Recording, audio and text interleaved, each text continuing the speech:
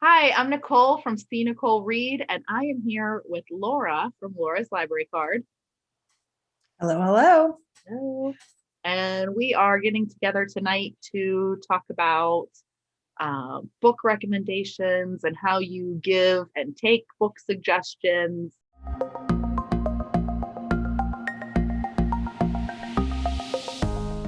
Oh, I'm excited. Yeah. What made you think of this topic? Did someone ask you for a recommendation recently? Well, so my kids are back to dance and we're allowed to sit. There's like kind of a bigger waiting room. And so we can all sit with like several chairs between us while we're waiting for the girls and boys.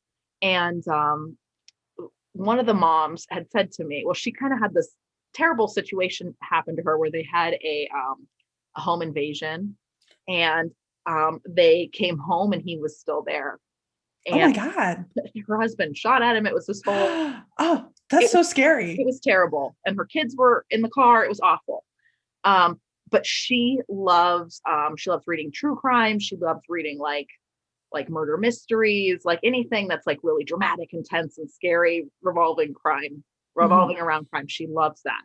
And she said to me, I really miss reading, but right now, after all this happened, I just can't bring myself to read something scary or about Yeah. crime. I just can't. So she was like, well, what would you suggest? And I was like, well, how do you like I had like right off the top of my head, I could think of like 20 books to recommend to her. And then I was like, but like, how do you feel about romance? And how do you feel Yeah. about um sex in your romance? And how do you feel about fantasy? And what kind of fantasy do you like? And Yeah. how do you feel about historical? Like, I had all these questions I felt that I had to ask before I Mhm. could give her a recommendation. So, and I was like afraid. I was like, well, if I give her one recommendation and it's bad, she's Right. never going to take me seriously again. Yeah. So, and then there was another mom there who's really into romance. Like she and I had been talking about the Bridgerton series, and she went out and bought the series to read. And so then it led to this whole conversation about should we start a book club? And then I'm like, well, what if we all have such different tastes? I don't know. Yeah. What do you think? Like I'm sure you are in many more like reading groups and chats and book clubs than I am. So like how do you try to find a group of people that have the similar taste, Mhm. or is it random? Yeah. Oh, well, okay. Uh, So when it comes to book clubs, I have joined book clubs that do sound appealing to me. And I remember a couple years ago, I tried out one or two that I that like as soon as I had gone to one or two meetings, I thought, yeah, this isn't really for me. Not necessarily because the books had not worked out for me, mhm. but just like how the meeting had been structured. So I tried out one at my local library, and the librarian who was leading it, it was like she just talked a lot, and it was like half her presentation, and I was like, I don't want to go to like a lecture about the book that I just read. I want to go to a discussion. And there was some just, and it was very like librarian led. Like she had these like questions. She'd be like, so who would like to discuss the themes? And then it was like one person would like literally like be like, I would like to discuss the themes. And it was like, I don't want to be in a I feel class. like I'm back in college. Like I Yeah. can't. And like, so yeah, I only went to like two or three of those meetings and didn't really like it, but just that was like the structure of it. Did And those book clubs have like a specific, I don't want to say like theme, but like a specific genre that they were geared towards so or that one specifically was called the Brit Lit Book Club. And so all of the books were supposed to either be written by or set in Britain, British people. but they Which could be more whatever. modern too. Like immediately I think like with like 200, 300-year-old books, but they could be more No, modern than that. yeah, no, that was like that was the theme, was that it was like set in Britain. And so they were open to ancient, they were open to classics, they were open to murder mystery. Like the genre didn't matter so much as the setting for that book club. But the one that did work a little bit better for me that I found through the library system is through the library system, and it's just called the Fiction Book Club. Mhm. And this one is not librarian led, it is patron led. So we have a little more flexibility. Well, I mean, yeah, flexibility is as a librarian too, but with the patron led ones, we pick and vote on our books, and then we just use the library to request those books in, and then we all can get them. Mhm. So then the whole point is that we're supposed to be choosing fiction books, but that really kind of does mean, the longer I've been there, that they want like literary fiction. If you start veering too far, like fantasy and like romance are kind of out. Mhm. And I know there's one or two people in those book clubs who really don't like anything that's not like real, like the slightest bit of magical realism, and they're like, this could never happen. And I was just like, That's kind of the point. yeah, for real. But they want like realistic fiction. Right. They want like literary, like something that is pretty and like well written and flowery and realistic. And I'm like, that's fine some of the time. Right. So now who picks the book? Like you take turns picking the book or suggesting books? Yeah. So we've, for that book club, we have like sort of a rotation. And to some extent, it's kind of whoever remembers to, I mean, we try to plan each month, a month or two out, so that like there's enough time to request the books from the library, but we just kind of have rotated in the past. And there was one woman who was sort of like, the librarian views Diane as like the leader. And so Diane will be the one that they reach out to if they don't have enough books, or if they are like waiting for the next choice and they're like, hey, you didn't turn in a choice, they'll reach out to Diane because Diane's like the leader. But I don't know. So yeah, I feel like when it comes to book clubs, there are book themes that can happen and be chosen for a book club. And I think that the more people you have, the harder it is to please everyone. So I'm not sure that would be like your goal, Right. but I think that if you are interested in starting a book club with these people who are readers, I think that would be sort of a session zero. Like you should have a initial meeting where there's no book and everyone just kind of meets up and you officially discuss. I would discuss like time and availability and books that everyone really liked. And if you guys want to have a general theme, because it might be that this person who really likes like true crime that you are talking about, like she might say, oh, I've never tried romance. Like maybe I should give that a shot, read 2 books and be like, yep, no, this isn't for me. And if that is the focus of your group, then that might not be a group she might be willing to participate in. Right. But if you choose to set it up, if there's only a few of you, to like rotate houses, or whoever brings the wine got to choose the book or something, then you could have some variety of book choices, and probably really bring a lot of diversity to your discussions as well. That's my vote. And I think it helps that like the small group of us, we've been there together for a few years, so we're already pretty comfortable with each other, and we like conversation flows really easily between us. So I think it would be easy enough to like discuss a book, even if it wasn't like something I would have necessarily chosen for myself. Yeah. I mean, and I think I'm really open to reading like a variety of books. I'm happy to read whatever. I do like I like true crime, but I prefer to like watch my true crime. I want the documentary, I want the show. I find I have a little bit of difficulty personally reading it, but I will read it. Like I wouldn't be opposed to like if that's what she wanted to pick for her turn or whatever. Yeah. But I guess this goes to like probably back to like my insecurities and my introvertedness. I don't know. I'm afraid of suggesting something and then they read it and then they come and they're like, I hated it. That was like way out of my comfort zone, or like, cause like, she was like, suggest something to me. And I was like, well, have you watched Bridgerton? Like, have you watched Outlander? How do you feel about, like, and of course there's like little girls and kids running around. Like, how do you feel about, smut in your books? Like, like trying to like word it, like to feel her out. She's like, I don't know. I never read a book like that before. Like, well, we'll have to find one for you. I feel like that's definitely, I mean, like I've been a reader my whole life. I feel like you've been a reader pretty much your whole life. Right. And I feel that for years when people would find that out, they'd be like, oh, you like to read? Like, oh, recommend something to me. And for a long time, I just would like spout off the most recent book that I had really enjoyed. Or I would just, say, oh, well, like, here's a book that everyone likes that's really popular. And then it wasn't until I realized that half the books that I'm recommending were kind of like niche, or like we're kind of like, well, yeah, but if you don't like any magic, or if you don't like any fantasy, or if you don't like any romance, like then that recommendation just was pointless. Right. So I do feel like if someone now, like currently said, hey, Laura, can you recommend something to me?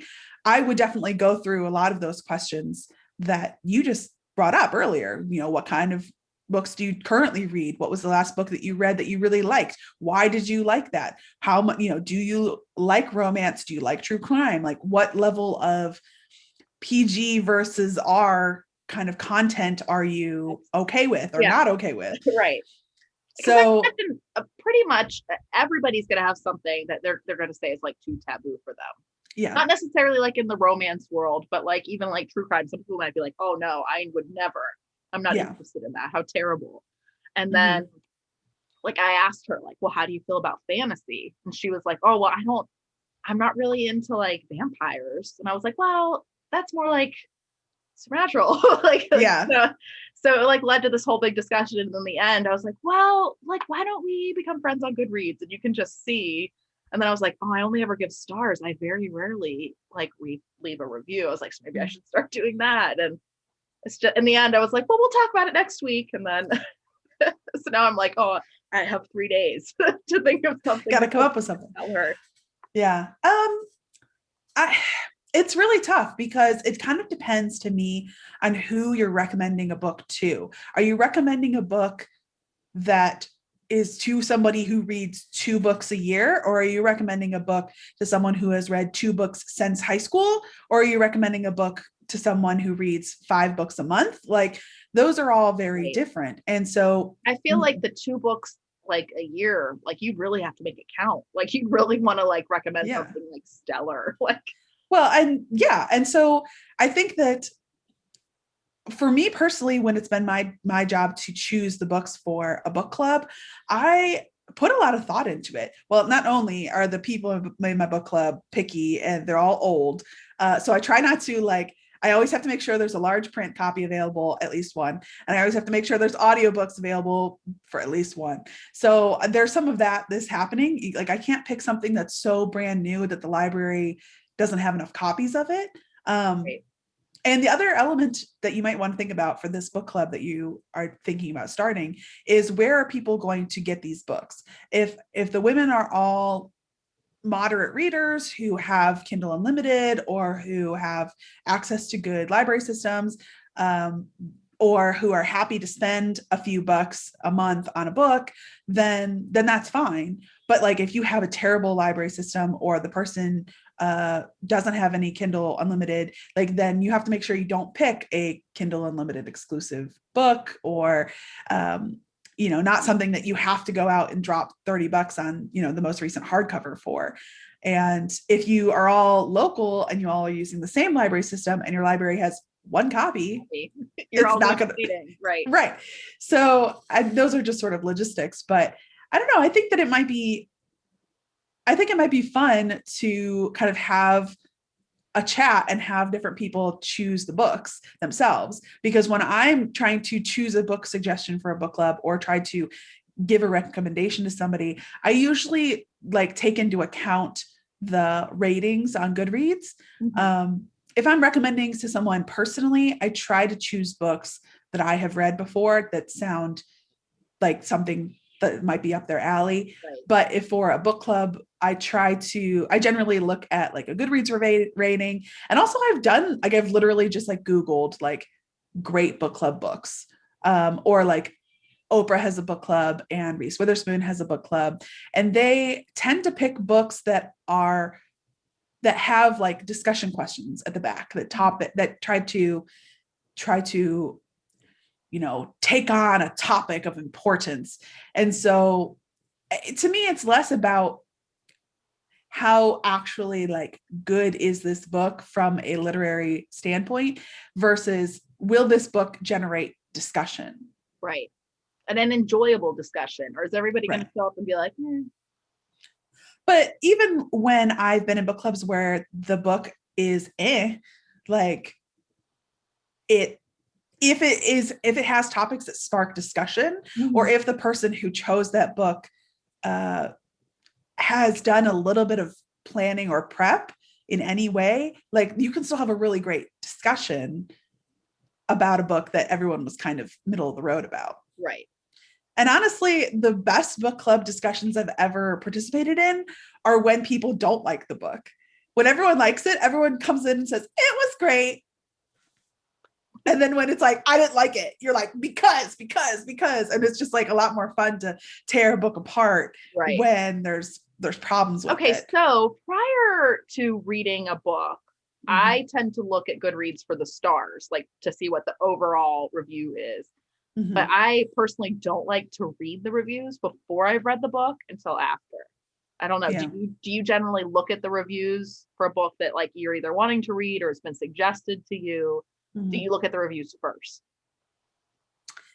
No, I don't tend to look at reviews, but I do, like you say, check the Goodreads. I frequently feel well. So the Goodreads ratings, the overall rating, star rating, and the total number of ratings, I think are a potential good measure, but also have an opportunity for bias, because like what is like Twilight currently rated at, what are some actually like terrible books or problematic content, those can still be rated quite highly just by users. But so yeah, for me, I personally have a 3.8 threshold for when I'm considering reading a book, unless somebody personal, like if you specifically were like, oh my God, Laura, I love this book, you should go read it, and you put it in my hands. And unless it had like a 2 on Goodreads, I would probably still read it, even if it was like a 3.6. But generally, I feel like something that is less than a 3.8, with a fair number of ratings, if there's only 3 ratings, then that doesn't count. I feel like that sort of generally implies that it was enjoyable. Mm-hmm. And so when I'm checking out a book, I usually look at the total number of ratings, what its current average rating is, and I might skim through. I actually care more about the like my friends or people I follow, because the people I've followed have similar tastes to me, and they're at the top of the like review section after the blurb part. So if I skim through and a bunch of people who I'm in book clubs with or who I follow, through social media, if all of them are like 5-star, 5-star, 5-star, 5-star, then that to me is a better indication than just skimming to the top review, that's just from the community. Right. I might skim the top reviews in the community section to see the top / most recent ratings and reviews, because if I open the book and it has like a 4.1 with, let's say, 5,000 review ratings, like that's pretty good, 5,000 people, and on the average was a 4.1, and then I skim through and like most of the people in my community were giving it like a 3, and there's a couple 2s, and then I scroll on the top few most recent community reviews say or there was a big problem, like then I might count out that 4.1, seeing the top most liked community reviews are lower rated because they're being more critical content wise. Right. It annoys me when I skim through and the top reviews are just like 5-star, 5-star, 5-star, 5-star. And if you actually like read the review, it's basically just like a summary of the book. And it's like, it was so great. And I'm like, is this legit? Well, what was great about it? Right. Yeah. Right. So yeah, I tend to reread, to like actually read and care about the reviews after I've read the book. Right. I really try really hard not to look at them until afterwards, which I don't know. I feel like lately, I guess I should say like you're really conscientious of like trigger warnings and things that might upset people or content that might be like questionable. I feel like you're really aware of that, but I guess I don't know. I kind of have like don't. I'm really fortunate that I don't have a lot of trauma in my life, but I don't pay attention to that. But it's like afterwards when I go and read the reviews, there's like problematic things that I didn't even realize would have been problematic. Yeah. And part of me is like, oh, I should be like, try to be more conscientious of that and more aware of it. And the other part of me is like, I didn't even see that as a problem. And now I have a problem with it. So yeah, I'm mixed on reviews from people that I don't know, if that makes sense. Yeah. No, I think you're kind of opening an entire own topic can of worms. Right. I would love to discuss further content warnings. That I agree with you in that I have privileged and fortunate enough to not need trigger warnings. That would dissuade me from reading a book, but I understand that there are other people who do, and so I've been trying to be more conscientious about that in my reviews. Because it's difficult because you don't want to give anything away in your review, but it is really important to, make people aware that there is something that could potentially be triggering or traumatizing to them. Right. Most people who discuss content warnings or trigger warnings, I think would generally agree that a trigger warning is not a spoiler, because that is helpful to the person who needs that trigger warning. And my personal opinion is that if your problematic content that is a content warning is actually functioning as a spoiler to your plot, then you're not dealing with that content with the depth that it would deserve. Right. And therefore it's just the wow factor, it's just the scare factor to throw in something. Somebody who was really dealing with that in their personal life should probably avoid it. Right. So if something is really an actual element to the book that brings depth and nuance to the book and to the characters, then that is appropriately dealing with that content, and it would be actually affecting to someone who needed that content warning. So I have tried with my reviews to be better about that this year and then sort of the end of 2020. But I agree with you. I'm not great at spotting that content all the time. So I feel like this is a interesting topic I would love to discuss further. But when it comes to recommendations, I do try to take that into account. I just gave a recommendation at the end of November. I was discussing doing a buddy read with a friend on BookTube. And I said, I had an idea in mind. I said, I want to read this book. I wanted her to read this one that I had in mind. And then I said, do you have any trigger content warning issues? And she said, yeah, I would prefer not to read with this content. I said, okay, well, that happens to appear in that book, so we'll pick a different book. So I think that that's important to know. But maybe that person that you're recommending to, if it's a very individual recommendation, might not, you can't pick and choose for them. You have to just kind of give it a heads up.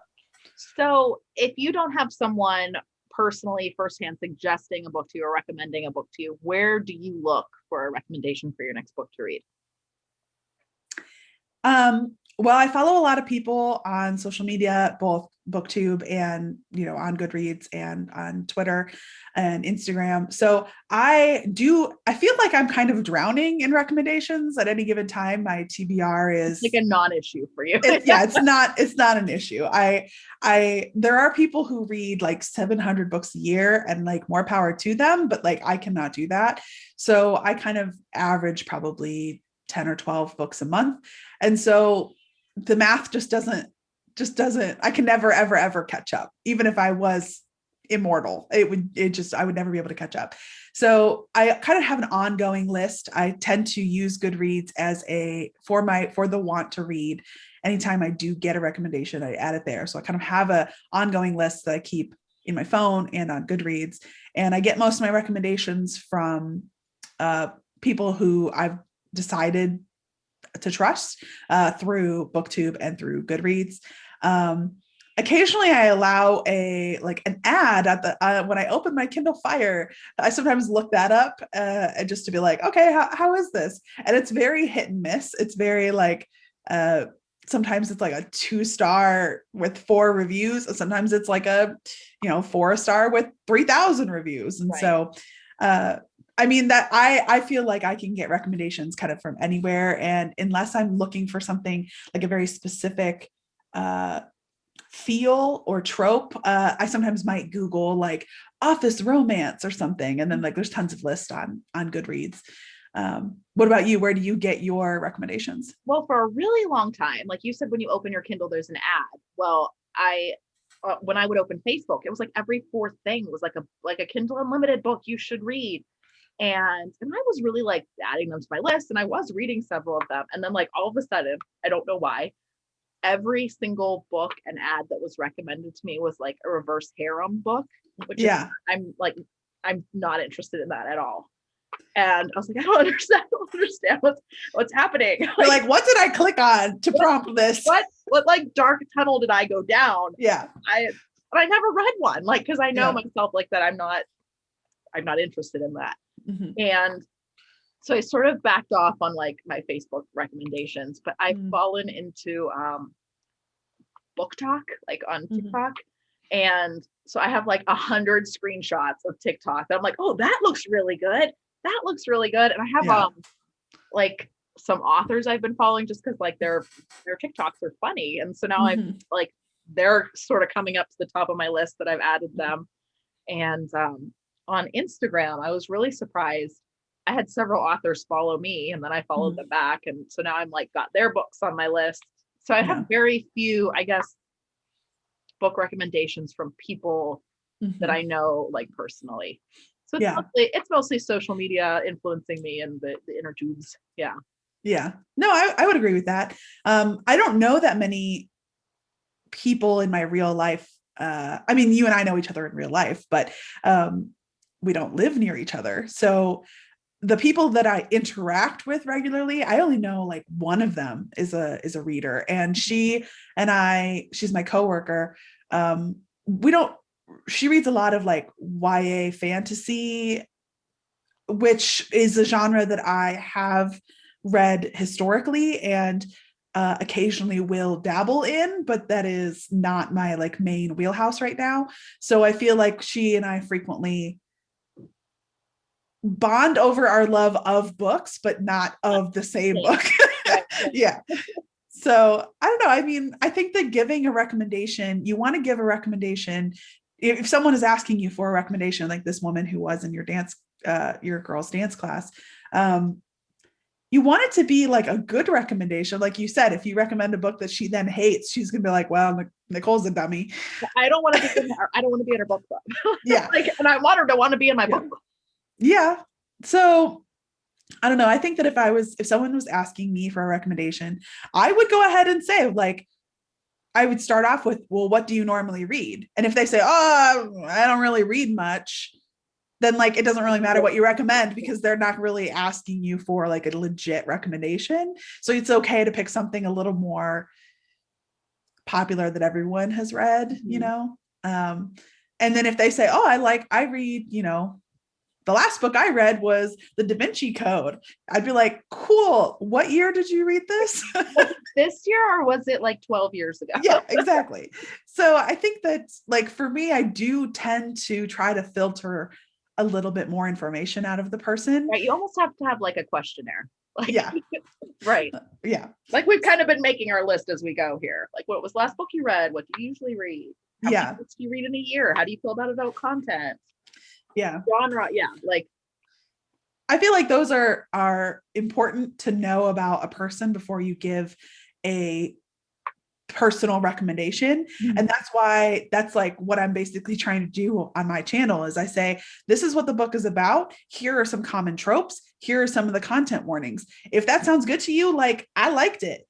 Or also I'm trying to say, this book had this. I did not like that book had that thing, you know? So if that's something that you also do not like, then guess what? You won't like this. And if it's something that you do like, then give it a try.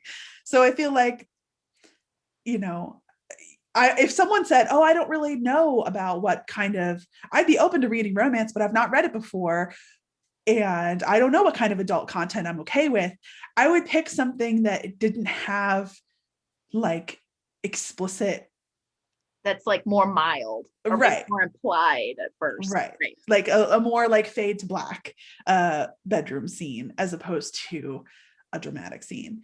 I don't know. And I think that honestly, I would probably, for like a romance recommendation, I'd probably start someone with a contemporary over a historical or a paranormal, just because if you like a realistic, contemporary, mild romance, then you can like branch out from there. But if you are like, this was dumb, I don't even like that this has this much romance in it, then you're not going to like when those same tropes are applied to werewolves or to ladies in ball gowns, you know? Well, it's hard because I know that one of the other moms that we've like, it's like there's like 5 of us, but 3 of us like to read. And I know like as soon as I was like, okay, I saw Bridgerton, I bought the first 4 books, I have the rest on hold. She was like, okay, I'm doing it. I'm doing it too.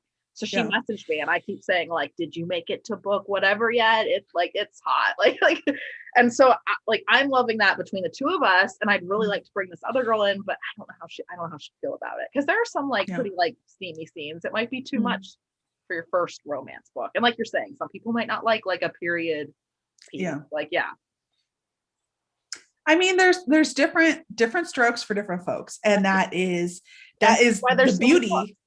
Right. And that's the beauty of having so many books and having bookish friends. So, you know, I don't want, you know, if I was in your shoes, I wouldn't want to like exclude that person, you know, this other person. I don't want to do that at all. Yeah. But I think that it would be great to say, hey, we would love for you to join our conversations. Would you be willing to give it a try? Maybe start, you know, here and like, you know.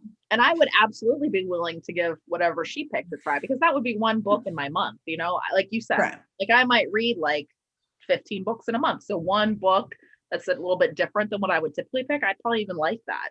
Yeah. I think we're hoping to get back to sort of like a buddy read, maybe for the month of March. And you had a book in mind. What was it? The book that I hoped to discuss or that I just suggested before we started, and it looks like the library has it available, is Love from A to Z by S.K. Ali. S.K. and then the last name is A.L.I. So this looks really cute. I recommended it to Nicole right before we started recording, and the blurb, so part of my reasons why I recommended this is because it has 8,000 ratings and it's a 4.1. So that's pretty good. And the blurb sounds really intriguing. There's kind of a lot going on with the blurb. There's like race issues, there's health issues. I think it is a new adult or young adult romance. So we both like romances, but it seems really interesting and it has been recommended to me before. So I think that will be the book that we're going to try to buddy read and have a discussion in March. That sounds good. I'm looking forward to it. You've already taken care of the hard part, which is getting the book, because you've already downloaded. That's true. I did. So. I was like, it's available. Yeah. And I always trust your recommendations, Nicole. Oh, I don't know. Okay, then. I think the only book I've probably recommended to you after I read was like Daughter of the Forest. I think I read that one first, actually. Yeah, you did read that one first. And then I don't know, like, have I ever, I mean, like, we've done books together that we've picked as a buddy read, but I haven't read those beforehand. Have I ever recommended? I don't know. I'll think about it. I did recommend The Wall of Winnipeg. And you did. Yeah, that was like a little bit of a too much of a slow burn for you, I think. I did enjoy the book, and but I did think there was going to be a little more payoff at the end. It's like the last, like, little, like, oh yeah. Yes, but I feel like you and I both tend to do this, where we read one book that we enjoy by an author, and then we both like dive into that author's backlist and like, absolutely. You know, I feel like that is also sort of how I get a lot of my recommendations, or it was before I started, you know, my booktube channel, where I would read one Sarah McLean and I'd be like, all right, like, I like this one, better read more. And so it was like easy to have recommendations when it was like, here's her 19 books she's already published. I'll just keep going. You're like, I guess I know what I'm doing the next summer. Yeah. Year. Yeah, the whole year. Right. So I think this is great. And I would love to hear where anybody else gets their recommendations, because I feel like if there's a particular site or a particular person Like one thing I didn't mention, or I sort of mentioned, was like Oprah and Reese Witherspoon are people who are celebrities who have wide platforms, who are readers and who post about good books. And so to some extent, I have looked up lists of like Reese Witherspoon's books, because I feel like whether or not I might enjoy it, that is a book that probably my library is going to have available, right. and probably have good discussions about. Right. Probably you have a better chance for a good discussion when more people are reading the book. Right. Yeah. So, it's not always joining the hype train, but to some extent, I feel most of the time, 50 Shades is an exception, but most of the time, if a book gets a lot of traction and it is being talked about on, Good Morning America or by Reese Witherspoon or something, then there's probably a little bit of merit to that, and might be a good choice to, dive into. Have you read 50 Shades of Grey? Yes. Yes, I haven't. I saw the movies like just last year. Like you never hopped on that bandwagon? That's like back when I was afraid. Like when those books were really popular, I was like, my mom sees me reading that. What will she think? But then I think your mom has read them. Read them. Yeah. I was gonna say, I could have sworn my sister too. Yeah. I was just like, I can't. What would my mom think? I'm older now. I read whatever I want. Yeah. And that's very tame. I wouldn't know. I haven't read it. Well, I think there was a lot of discussion from the like BDSM community that was kind of like, no, this is like, this is not, well, it was not good like representation of a BDSM relationship. It was not a great, it had like problematic issues where, with like sort of control and emotional abuse to some extent, and to some extent it was also like kind of like all of the like taboo sexiness part was like not really, like it was like a 2 on the scale, and maybe that was all the like really vanilla people could handle. They were like, oh. Well, and I think that's it's kind of an interesting discussion, because you're right, like what other major like romance / erotica what has broken out into to be such a common to break out into that market. Like Bridgerton might be honestly like the next closest thing in a romance genre. I agree. Yeah. Outlander a little bit is kind of the show is, I feel, a little bit more steamy and explicit than I felt like the books. I don't know. The books certainly had their okay. You don't agree with me? I don't know. I feel that the Outlander books have a lot of explicit content, both, I mean, mostly sexually, but there is like a fair bit of violence and stuff in there too. But I don't know, I guess, I don't know, for me, reading it is a more like intimate and adult experience than watching it. Watching it is sort of just like, I don't know, it's probably just because I'm like, these are 2 actors who are pretending to whatever. Don't do anything to each other, right? Right. But like reading or listening on audio, I've had to scramble a couple times. If you get a good voice, ooh. Well, but I've also had to scramble in my work office to be like, I'm not listening to anything. Don't here. Please do not enter. No, I think that's like reading a sex scene in a book takes longer than it does on TV. So, or a movie or whatever. So you're watching it and it might be like 12 to 15 to 20 seconds long of like actual like visual input of like, oh, this is where it's rated R. Whereas it takes you 4 or 5 or 6 minutes to read that same scene, and you're usually like in someone's perspective. It's not like a third person narrator. So like the person is saying, I feel this, I felt that, like this is their play by play. Well, not always. Sometimes it can be a fade to black, but I feel like in Outlander, it was very like you were reading paragraph after paragraph as they She's had, very descriptive, like very, yeah. yes. And it's not like raunchy all the time, but like the characters are frequently using sex to be intimate and to connect to each other.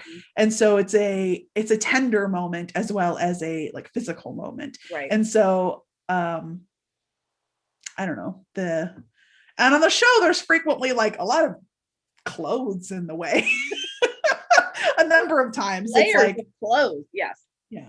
So anyway, I do think that you bring up a point. Like Outlander helped by having a show that was popular, it elevated the books into being more in the public sphere. And I think that Bridgerton has done the same thing. It took a show that then was popular, and then now more people are reading historical romance, and elevated Bridgerton to be a more common known thing. But I don't really fully understand why like 50 Shades got I never picked. I don't know. Like seeing the movies certainly did not tempt me to be like, oh, I should pick up the book and read it. Mm-hmm. I don't know. I think some of that was just marketing. I mean, as much as people like diss on like Twilight and on 50 Shades of Grey for being poor quality, and I'm not trying to state that they are literary masterpieces, but there's some fan base. There's some quality that made people want to read them. Like, right. You can't deny that. So they had that thing that made people want to read it. And I think that for Twilight, that like was legitimately there. People read the books and enjoyed the reading, even though it was not that great. Mm-hmm. I think for 50 Shades, a big portion of the have that thing that makes people want to read it was the like titillating factor, mm-hmm. that you could be reading something that was like maybe not, that was like a little taboo or whatever. But to me, that's all it was a little taboo. So how do we get on this subject? This is really like something I'd really love to discuss with you, like a book to screen adaptation. Like I'd really like to like go down that road with you, but like we've said like 4 other times, that's for another day, that's for another video. Yeah. We should be keeping a list of all of our, we'll have to go back and revisit this for that list. That sounds great. Well, this has been a lot of fun. So yeah. I'm glad that we talked a lot about recommendations, and I hope that you can find something that to recommend to your friend. And I want to know more about this book club that you are hoping to start. I'm excited for it. I like that. I like both the moms that like I think would be really interested in it and be fun. We should probably like just have, like you said, like a first meeting to touch base and see like what direction we want to go. So yeah. I really appreciate that idea. That was good thinking. I think because I mean, I think you made it sound like everyone there knows each other. You all know each other from dance or whatever. Yeah. Yeah. So, I mean, but also one of them might have a sister who loves to read, or, their cousin friend or something. Yeah. Their cousin who happens to live a state away. Right. We'll like zoom you in. Be like, here's Laura, everybody. Can you angle the computer? I can't see Jenny. Yeah, I think that like having a initial startup to discuss what everybody likes and to just set some basic, like, if you have someone who's like, look, I will read anything as long as there's no murder or whatever, if someone might just say, they might say, I have a history of blah, blah, blah, blah, and I would really just cannot read anything about cults. Like, that's just my thing. I can't do it. And maybe if this is something everyone else is excited about, I would love to, if someone asked me to join a book club and then then we had a session and they said, and you get to pick the book every, 4th time or whatever, I'd be like, yeah, I'd be excited about that. So I'm excited to hear more about your book club. I hope it goes well. I hope. I don't know. We keep saying like, yeah, we're going to do it. And then it's like, oh, like baseball's starting or soccer's starting. So we're going to have to figure out, we're going to have to get creative, I think. Yeah. Thanks so much for joining me, Laura. And viewers, don't forget to check out Laura's channel at Laura's Library Card. And she's got lots of good recommendations over there. Oh, thanks. Bye. Tune in next month for our next book, and keep an eye out for more. We have plenty of content to talk about. Oh gosh, we never run out of things to talk about. No. It's just scheduling it.